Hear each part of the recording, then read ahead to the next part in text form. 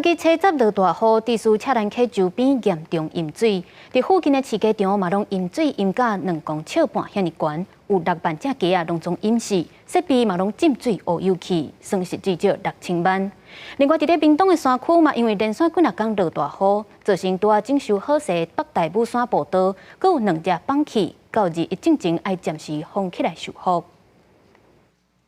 淹死的鸡仔蹲干那山，业者是真甘咧清理。家己车闸受到鸡压带影响，落大雨，水上车兰溪规涨起来。附近的市街场是淹到2.5米悬，6万只鸡拢总淹掉，内底洗选2个机械等等的设备拢总浸水害去，按算了6000万以上。厂商会进来做相关的修复的动作。那接下来包括这一些围墙的倒塌的部分整理完之后，应该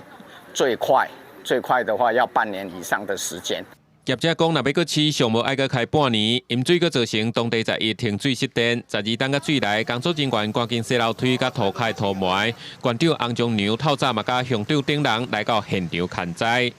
也相关的单位一起来做协调，那看怎么解决这个地方。那每碰到大雨的时候，都有洪水之患的这个问题，那我们希望能够尽速的把它解决掉。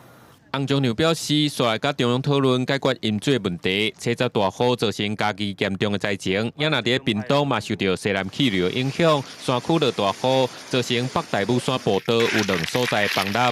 步道约0.51 K， 还有7.51 K 这2处有一些坍方，